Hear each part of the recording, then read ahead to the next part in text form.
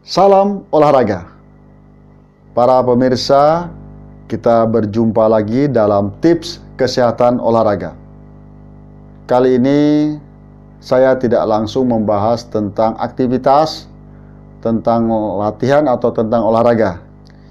Kita akan mencoba berbicara tentang magnetik, tentang medan magnet yang ada di tubuh manusia, tentang magnet yang ada di organisme yang masih hidup.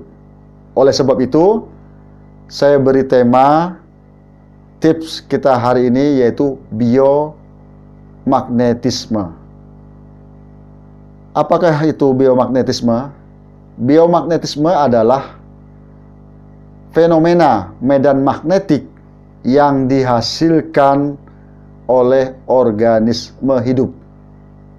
Ya, jadi biomagnetisme itu adalah fenomena medan magnetik yang dihasilkan oleh organisme hidup, oleh tubuh makhluk yang masih hidup, oleh tubuh manusia yang masih hidup, ya.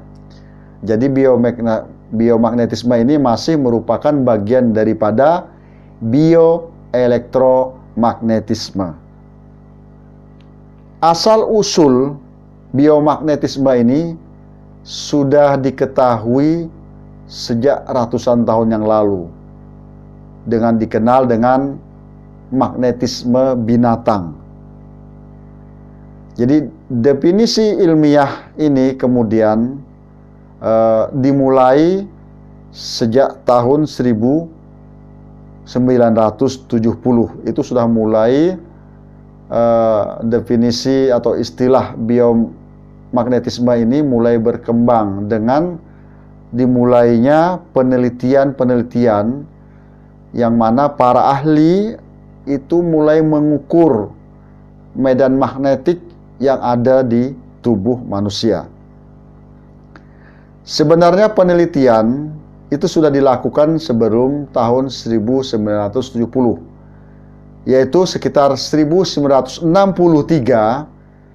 Gerhard Bauer dan Richard McPhee dari Department of Electrical Engineering, Syracuse University, New York, itu sudah mulai mendeteksi medan biomagnetik dari hati manusia dengan menggunakan kumparan yang mempunyai 2 juta putaran lilitan yang dihubungkan dengan amplifier yang sangat sensitif.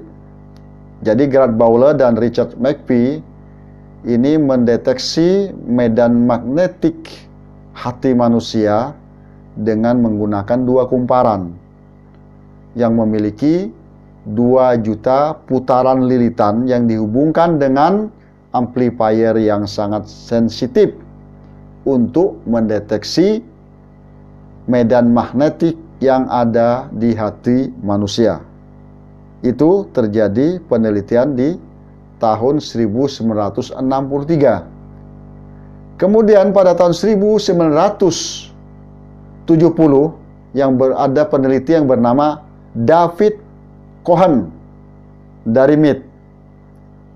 Nah, David ini menggunakan magnetometer squid yang mendeteksi medan magnetik hati manusia. Jadi menggunakan magnetometer squid. Nah, kemudian ya, pada 1972 David Cohen ini menambah kepekaan magnetometernya tersebut sehingga berhasil mengukur medan magnetik pada kepala, ya, kepala kita ya, di sekitar kepala, sehingga dideteksi hasil dari kegiatan otak. Nah, jadi David Cohen ini menciptakan magnetometer squid pada tahun 1970, meneliti medan magnet hati. Kemudian pada tahun 1972 ditingkatkan lagi kepekaannya meneliti medan magnetik di sekitar kepala untuk mengetahui apa yang dihasilkan oleh kegiatan otak. Nah, jadi berkembang ya. Sebelumnya hanya mendeteksi medan magnet di hati, kemudian berkembang untuk meneliti kegiatan yang ada di otak. Kemudian ya, pengamatan empirik berikutnya semakin berkembang lagi ya.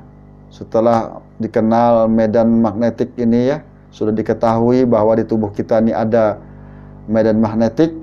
Dengan penelitian tersebut, maka diketahui pula apabila ya penyakit pada jaringan tubuh, terdapat penyakit pada jaringan tubuh, maka akan terjadi perubahan pada biomagnetik normal. Nah, jadi kalau tubuh kita sedang sakit, maka akan terjadi perubahan pada biomagnetik normal, sehingga ada juga gangguan pada biomagnetik normal ya, sehingga mungkin ada berkurang dan sebagainya ya. Yang jelas ada perubahan. Kemudian apabila biomagnetik normal ini diberikan kepada jaringan atau organ yang sehat, maka akan menghindarkan organ tersebut dari penyakit. Ya, itu adalah penelitian yang sudah berkembang ya. Setelah diketahui adanya medan magnetik, kemudian dipelajari lagi bahwa apabila terjadi suatu penyakit di tubuh kita, maka biomagnetik yang normal ini mulai berubah, ada gangguan ya. Kemudian sebaliknya, apabila medan biomagnetik tadi diberikan kepada organ atau sel yang sehat, maka akan terhindar dari penyakit.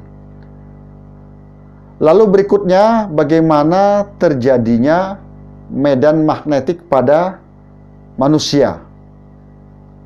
Bagaimana kita melogika untuk tahu bahwa memang di tubuh manusia ini ada magnetnya, ada medan magnetiknya. Mari kita coba menelusurinya, sehingga sekarang kita percaya bahwa itu bukan mitos. Kalau tubuh kita ini sebenarnya ada magnetnya. Bahkan di sisi lain di tubuh kita ini sebenarnya ada biolistriknya. Ya, ada saraf ya. Nah, itu sebenarnya ada biolistriknya. Sekarang kita membahas tentang magnet. Bagaimana sebetulnya terciptanya medan magnetik pada manusia. Para pemirsa, kita semua tahu bahwa di tubuh kita ini sebagian besar adalah cairan. Ya, cairan ya. Kemudian di antara cairan itu ada darah.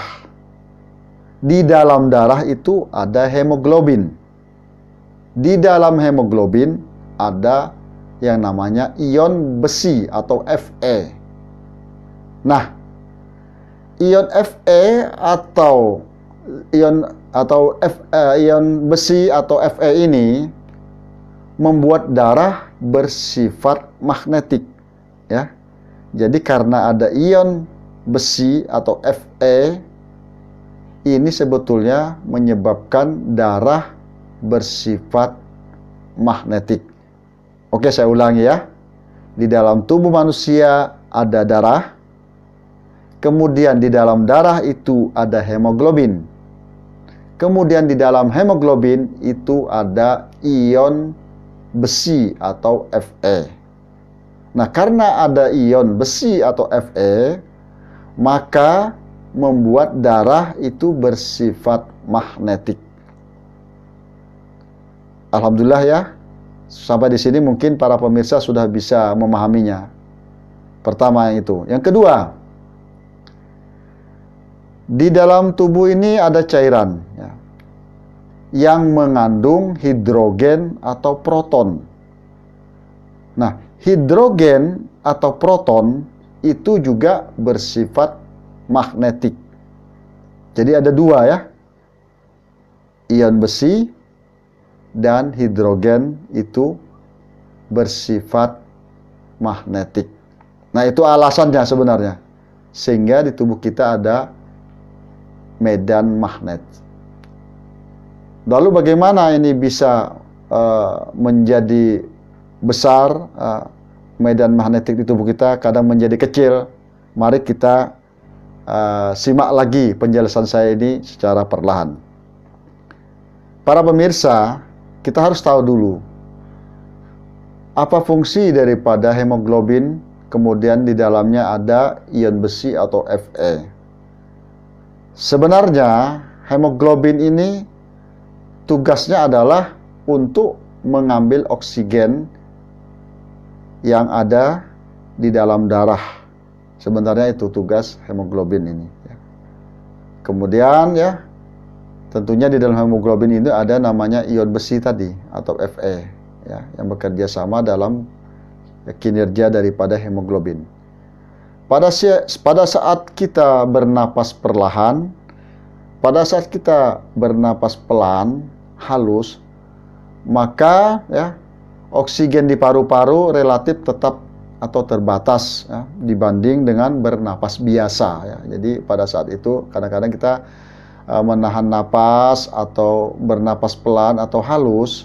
Pada saat itu kondisi di oksigen di paru-paru kita itu relatif tetap atau terbatas dibanding bernapas biasa ya. Jadi kadang kita menahan napas, kadang kita bernapas secara halus atau perlahan, kadang kita bernapas biasa. Itu sebetulnya akan membuat perbedaan kondisi daripada medan magnet yang ada di dalam tubuh kita ya.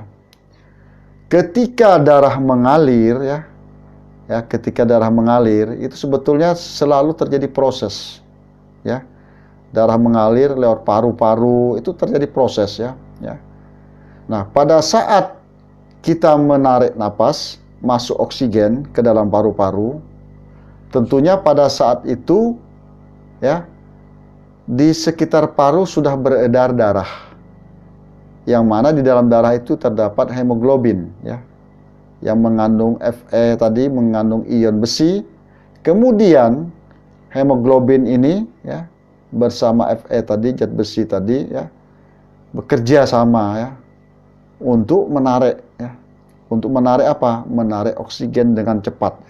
Jadi setiap oksigen yang masuk ke dalam paru-paru, dan saat itu juga di paru-paru ada darah yang mengalir, dan di dalam paru-paru ada hemoglobin, maka pada saat oksigen lewat, hemoglobin akan mengambil oksigen dengan cepat sekali. Itulah sebabnya apabila oksigen banyak, maka banyak pula yang secara cepat diambil oleh hemoglobin. Apabila oksigen yang lewat sedikit, maka hemoglobin juga akan mengambil sedikit. Lalu apa yang terjadi? Pada saat oksigen yang masuk atau lewat ke paru-paru sedikit, sementara hemoglobin yang siap mengambil itu banyak. Nah, disitulah sebetulnya fenomena yang membesarkan terjadinya medan magnetik. Ketika oksigen yang datang itu sedikit, sementara hemoglobin ini banyak, tentunya tidak seimbang kondisi saat itu. Apa yang terjadi? Maka hemoglobin yang tidak kebagian untuk mengambil ya, untuk menjemput oksigen yang lewat, tentunya tidak melakukan penjemputan oksigen. Apa yang dilakukannya? Yaitu dengan ngantri, dengan kutub yang sama ya. Seperti kita antri ya, seperti itulah hemoglobin ya. Pada saat yang lainnya mendapatkan, yang di belakang belum dapat, maka dia ngantri dengan kutub satu arah ya, membentuk barisan saling menempel. Nah, jadi seperti kita ngantri beli karcis ya, ngantri ngambil makan dan sebagainya ya, ngantri beli tiket. Nah, seperti itulah gambarannya ya. Yang di depan sudah mendapat oksigen, yang di belakang belum mendapat oksigen. Nah, pada saat dia ngantri itulah terjadi barisan tempel-menempel hemoglobin tadi. Nah, dalam kondisi mengantri itu, ya, justru pada saat itulah mengakibatkan darah dan tubuh manusia menjadi magnetik yang lebih besar lagi. Jadi begitulah para pemirsa.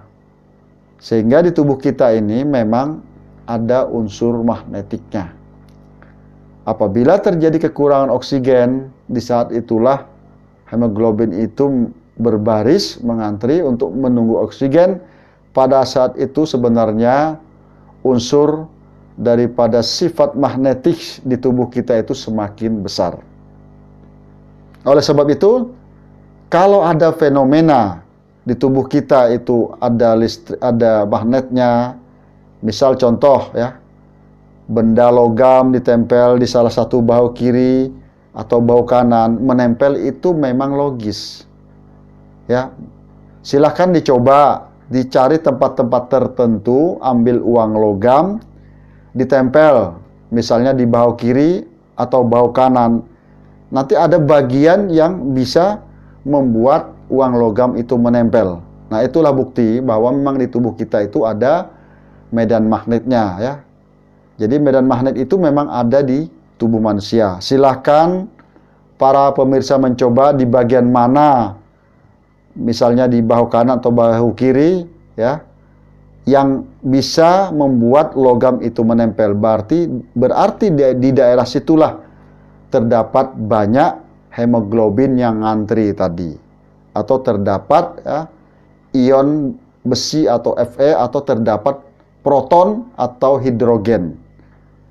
Nah, jadi sekarang kita sudah bisa memahami bahwa memang di tubuh kita itu ada medan magnetnya. Tinggal di bagian mana saat itu magnetnya lebih besar. Nah, setelah saya menjelaskan seperti ini, para pemirsa silahkan mencoba-coba mencari uang logam, dicoba ditempelkan di bahu kiri atau bahu kanan, mungkin di bagian daerah shoulder ya, bagian ini yang menonjol ini dicari di tengah-tengah, mungkin nanti ada terdapat bagian yang mana uang logam itu bisa menempel ya. Nanti mungkin tidak kena, geser sedikit nanti akan ditemukan ya. Ada titik yang membuat uang logam itu menempel, baik bahu kiri atau bahu kanan atau bagian tubuh lain bahkan. Silahkan dicoba masing-masing. Tentunya masing-masing kita itu berbeda. Di mana lebih besar medan magnetiknya, tidak akan sama. Yang pasti di tubuh kita itu ada medan magnetiknya. Demikian para pemirsa penjelasan tentang medan magnet yang ada di organisme hidup, salah satunya di tubuh kita manusia. Mudah-mudahan ini menjadi pencerahan kita bahwa memang di tubuh kita itu ada medan magnet ya. Semoga ini bermanfaat untuk kita semua, dan saya akhiri dengan salam olahraga.